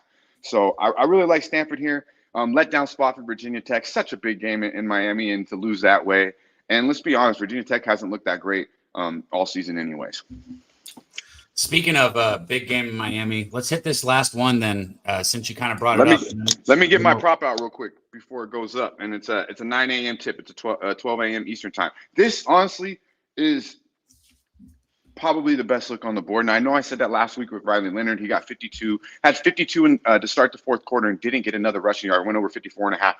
Unfortunate. But the prop market has been very good outside of Hoover last night. Now let's take a look at Tyler Strout. I don't want to kill that last name. I know you know who I'm talking about. My guy, Kong's Clips, big Louisville guy, very high on this guy. And this guy's a future NFL pro. He really is. I mean, he can make all the throws. We're going over 261.5 passing yards. He's went over this number 3 straight, including 264 against probably the best secondary in the nation and Notre Dame. And this was in South Bend. I like Louisville off the loss. I think they're going to come out. And most importantly, it's about the opponent. They're facing SMU, who couldn't stop a fucking nosebleed, allowed 222 yards to DJU. I mean, come the fuck on. We don't want to go down that road, do we? Do we want to go down that road, Daby Cab? 222 yards to that bummy motherfucker. And then, of course, allowed 400 to Hoover, a guy that we've made a significant amount of money on. This pass defense is horrid. SMU's going to try to outscore you. And I think Louisville is live to cover the spread here. But over 261.5, easy. Too motherfucking easy. Tyler Strout, good money, over 261.5. There we go. We'll hit this one really quick. I want to hear what you have to say, Moose. I took Miami first half here, and I got a lot of flack from it from a few people. But we touched on that Virginia Tech game. Wake the fuck up, Miami. You better wake up, right? And you got game day in California right here. You got a bunch of fans showing up. You got people turning up, turning loud for it. I think Miami in the first half here comes out. I think they get ahead in this football game. I think Cal might make it close early, and have like an onside kick to try and get the ball where obviously they don't get it. But let's say it's like a 14-point game. They score, make it a 7-point game, and then miss the onside kick. I could see that, no doubt. But early, I think Miami comes out hot after a game that they should have lost or could have lost against Virginia Tech, right? So I got the Canes here early, -6 in the first half. Moose, anything on this one? Cristobal in conference has been horrific.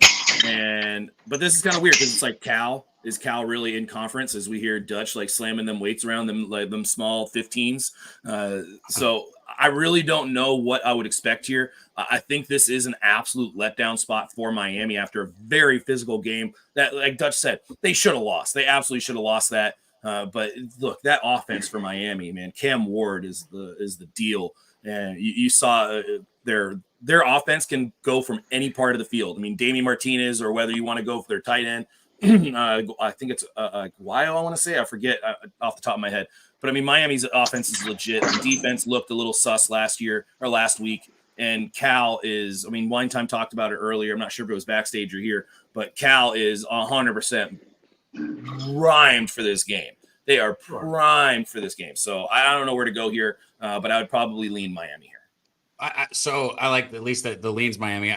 Look, the letdown in all this, that's all psychological, and that's all speculation. It's all speculation when we talk about shit like this, because a letdown is a possibility after a really tough close game that they could have lost. Yeah, it could be a letdown. Or you wake the fuck up and say, hey, we almost lost to Virginia Tech. Let's get our shit together and let's get out there and play football how we know we can play football, right? I lean towards the latter. I think that's more of what we see here. Miami wakes up. Yeah. But I guess we're going to find out. And this is the last game of the night, too. So, Dutch, anything on this one before we let you out of here, man? Yeah, man. I hate to say it, but I agree with Moose. I'm going to stay off of this. Not that I hate to say I agree with Moose. I just hate to say, because he's on the other side. He bet it. He bet it already. So Moose didn't bet the other side. I didn't bet it. You did. Oh, yeah. Moose said he leaned Miami.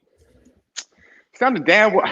Moose's breakdown, that breakdown was California all over the fucking place. So I don't know. He can lean all he wants, but that breakdown was saying California.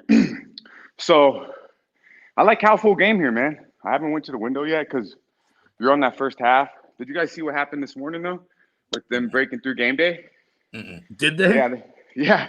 They fucking, there's so many people there. They don't have enough security. So, they literally bum rushed the whole fucking game day stand. So, oh, Jesus. Yeah. Let's just say it's dark outside, and that game's not until fucking 7 o'clock our time, 10 o'clock Eastern. So, we'll be pretty fucking ready in Berkeley for Miami tonight. And I could agree with you, Cab. I say, biggest letdown spot, but is it a wake-up call? Is it a wake-up call? Could very well be a wake-up call. I just think Cal, man, 10 interceptions in these games off a bye. Cam's all world, but does have a tendency to give the ball away. So if Cal can make a couple big turnovers here, which they've obviously shown they have, Cal's always had a respectable defense. Long trip for Miami. This right here will show me, is Miami the new? Are they the new you, or are they still the same old Miami? Because last week it kind of showed us, right? Kind of said, well, maybe Miami ain't who we thought they were. They fucking around Virginia Tech. And Virginia Tech isn't bad, but they're not great by any means. And Miami's defense looked very suspect last week. So if we see, I think this is simply, is the U back? They go to California, they go to Cali, and they handle business. If this is a touchdown game, field goal game, then we can kind of probably pretty much say Miami is still the same old Miami at the end of the day. And that comes down from Mr. Cristobal. I don't really trust this dude, you know? So I lean full game, Cal. I'll stay off of it. Hope that you cover the first half, but we'll see where we get to because it's a long motherfucking day, right? It's nighttime, so we will see. Sometimes I don't even like giving those ones out this early. But Dutch, man, you bring the heat every Saturday with us, man. I appreciate you coming in, making time while you're working out or at the hot tub, man. You've been cashing on the show with us. I know last week. Yeah, last week 2 and 3, man. It's like, yeah, but yeah, today we're so close, bro. Like we're so close just from sweeping the board. Leonard fell short with Sanders last week, and they're really because they were blowouts, didn't have to. And, that's what they say in the NBA. It's where props go to die. I'm starting to see that in college football too, So let's get some W's on the board, though. Hey, I'm going to be picking up Big Happy. That's right, Happy Tails, 10 a.m. this morning, going to the airport. So, Nice. yeah, man, it'll be good to see him. Haven't seen him in over 6 years. So, we'll check it out, get some game. Maybe come to live from the sports book. Hopefully we can get him on Medicaid Mondays, but no promises. But we're not man. making that promise, but we're hoping to see him. Yeah, hoping to see him. Hey, this motherfucker won't even return a phone call, but he texted me and said, hey, pick me up from the airport. I'm like, what the fuck? But yeah, man. Shout out to Happy Tails. Shout out to everybody in the chat. Run it up, man. Run it up. And everybody here, be sure to show the fuck out on Medicaid Mondays, the sesh at Post Sports Radio. It's the place to be on Medicaid Mondays. Y'all stay fresh. Hell yeah, Dutch. Shout out to my co-host there at Medicaid Mondays. And if you don't understand what Medicaid Monday is, it's a show, The Sesh, every Monday right here on Pub Sports Radio, 11 a.m. Eastern, 10 a.m. Central, 8 a.m. on the West Side. Tune in right here. We have a blast. We smoke, we laugh, we cash. It's all the good things. Moose, this is you now, man. We're already at the 1:30 mark. I like to try and end it at 1:45. I don't know if we're going to be able to. Take us to your other best bets. Everybody in the chat, go ahead and ask questions because I know that we haven't talked about every game. I see games in here we haven't even touched on. So if you have questions, drop them in the chat. I'll highlight them while Moose hits his best bets. Moose, what's another game you want me to take to? Let's go to South Alabama here. Yeah, I'm not sure if you're going to have the graphic on that, but South Alabama versus Arkansas State. Probably not going to have that one. Yeah. All right. So South Alabama offense, they have been legit on offense. 55.2% echo rate, which ranks 28th in the country, and a 4.69 points off of echo, which ranks 10th in the country. You look at Arkansas State defense, they rank 83rd in the country with a 42% success rate for echo, and points off of echo, they rank 131st. And again, I mentioned it last week, echo is essentially a big play. Either a big play to get into the red zone or a big play that covers a lot of ground on the field. And 131st ranking on that is not good. Arkansas State has allowed quite a few points in the first half. South Alabama has scored quite a few points in the first half. I'm taking South Alabama first half team total over 16.5. Over, and that's plus money too. That is plus 100 as well. I like that. I do. I obviously don't have a bet on this game, and instead of like drawing it out to say something about it, let's just keep it rolling. What's the next one you want me to click on? All right, let's go to Kansas and Arizona State. Kansas, Arizona State. You would think I'd have a graphic for that one if I have one for this one, but I do. There we go. Kansas, Arizona. There you go. All right, so we already talked about the touchdown that wasn't called for Virginia Tech. I'm not sure if anybody watched the game last week with Kansas, but there was the exact same type of play, almost identical. It was a huge first down conversion that Kansas made. And I'm telling you, like, it looked more of a secure catch than what happened in the Virginia Tech game. And it still got overturned. And then the refs said, you know what, Leopold, we really don't like you, so we're just going to continue to call nitpicky fouls, and we're going to drive you guys into submission. And now they go on the road to Arizona State where they are going to have to take on a very good rushing attack, and Kansas has really struggled against the rush. But I am going to love ASU here. The line has actually moved towards Kansas a little bit. So I got a 2.5. It's now down to -2, and I think I'm seeing some 1.5s out there. But I think Arizona State is absolutely the play here. I really like Arizona State. I think their running game is going to be able to absolutely shred Kansas. And Jalen Daniels is not him. He is just absolutely not him. He's looked awful. Devin Neal's been fine. He's been legit. But Arizona State has been very good. They were able to make some adjustments in a couple of games where they looked poor early. But I think they've had some very big wins this year, and I think Arizona State keeps it rolling here. I like Arizona State full game on the spread, and if you can get a money line here as well, that's also here today. Beautiful. You said you only had a few. You got another one to take us to? You got some more? Because it seems I like got one more. I got one more. Capping in. What's this last one? All right, it is going to be Arizona. It is going to be Arizona, Texas Tech. Hell yeah. That's my alum. I don't talk about Texas Tech football much because there's not much to talk about. But, they put up points and don't play defense every year. It's what we do. We're good at it. Go ahead, Moose. All right. Texas Tech has actually been surprisingly good against the pass this year. I mean, they faced Chandler Morris in North Texas, and North Texas has averaged about 350 passing yards. But I'm going to go ahead and take a direct right turn on this, and I'm going to go to Turo McMillan, or T-Mac, since I struggle with the first name here. Longest catch over 34.5. Texas Tech has been horrific in terms of allowing big plays down the field. They are very good in terms of limiting plays in the red zone versus the passing attack. But I really think that Tafita is able to get some kind of yardage here. I just don't feel comfortable to be able to put his yardage total. But I think that McMillan, who's had some really, really big plays down the field and is the number one target for Tafita. These guys have played together since Pop Warner. Since they were wee little lads, they've played together. And the connection they have is legit.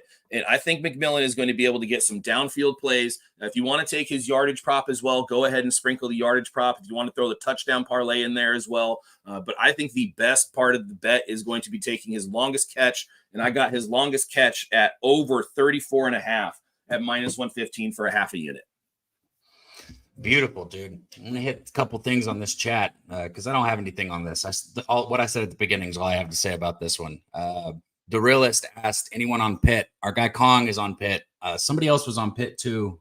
Stacks. There we go. Stacks, team total. He's on Pitt, team total.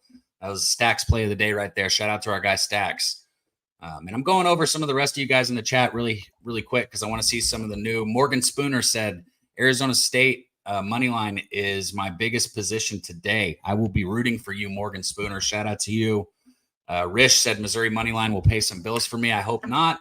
I'm sorry to say that, but I'm not one of those people that likes to act like I don't care if I win my bet. I'm on the other side. So, Rish, I hope you lose. But thank you for being in here in the chat with us. We appreciate you, and I appreciate you dropping your action.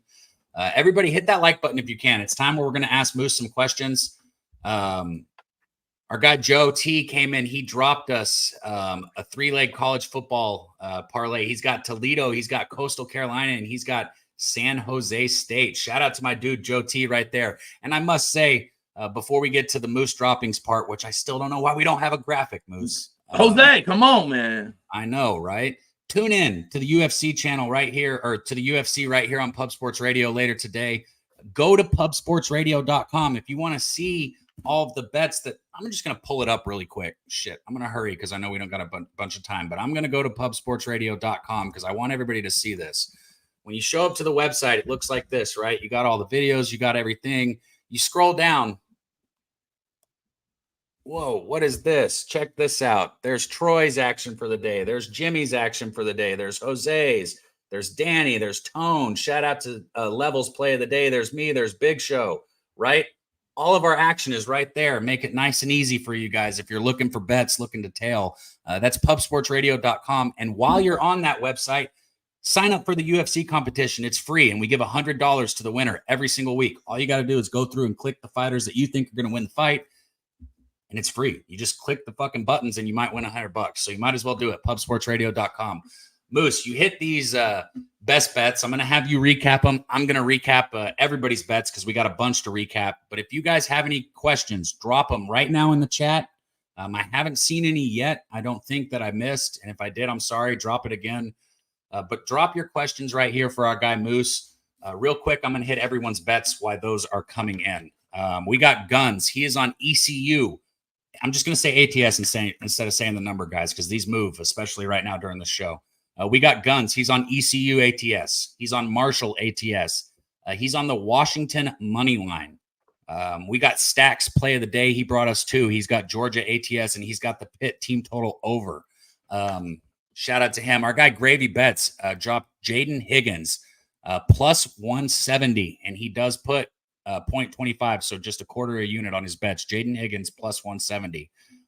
Dutch came in. He gave us Vandy plus 24 or ATS.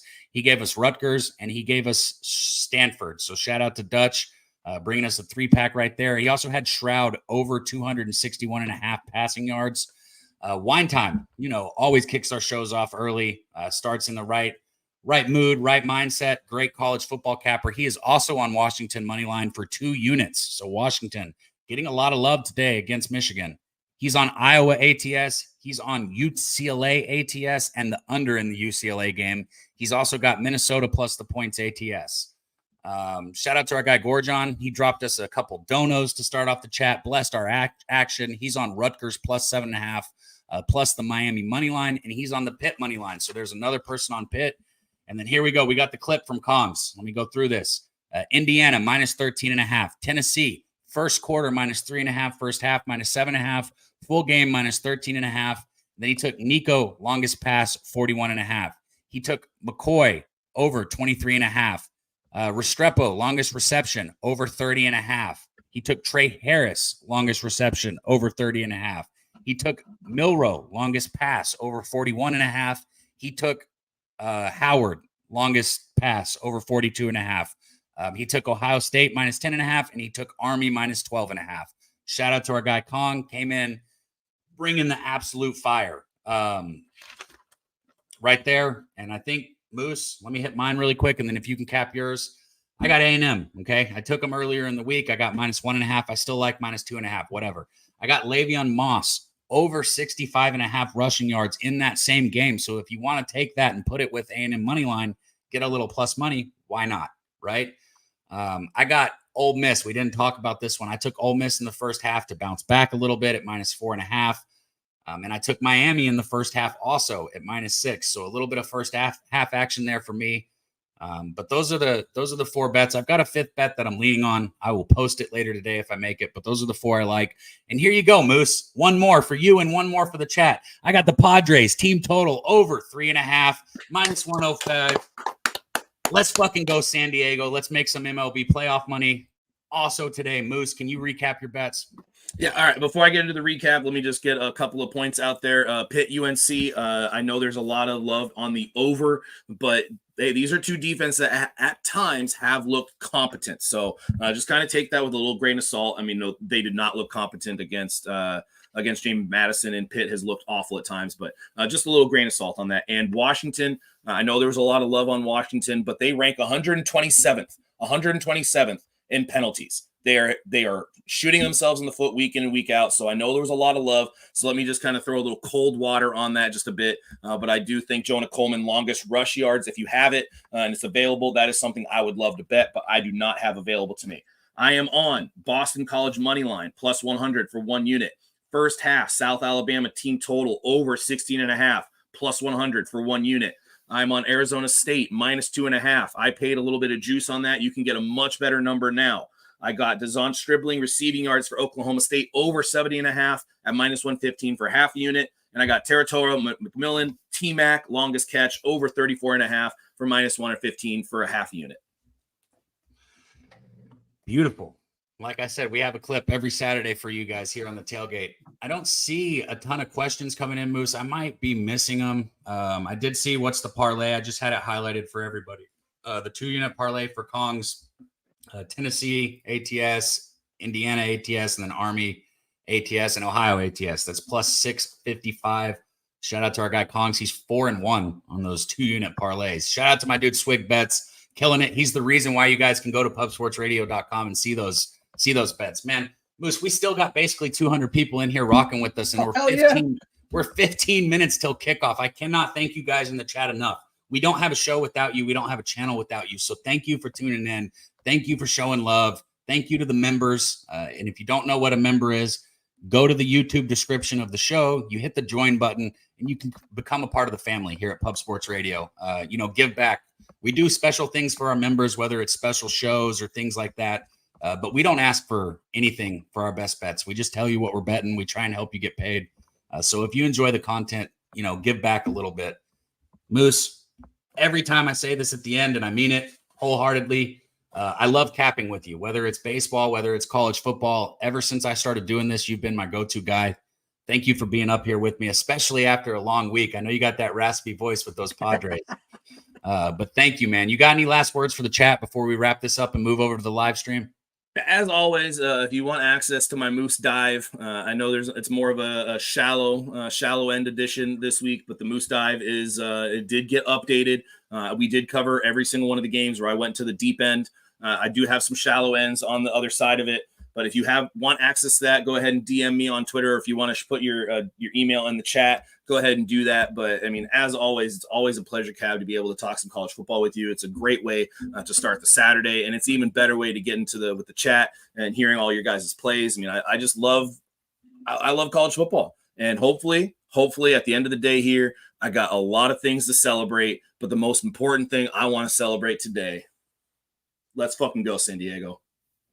Man, I got goosebumps. It's almost game time, baby. It's almost game time. We're getting back into the green. UPK, he said, Daby Cab, what's up, bro? I'm glad you're back up units. I tell you every day I'm ready to cash pick. I'm glad I'm back up units too, because I put real money on my stuff. They're not just fake units. So I am in the same boat. I'm glad I got back up on MLB also. We've been up on college football. We're going to stay up. Thank you, guys. I love doing this shit with y'all. Moose, let's get paid today, man.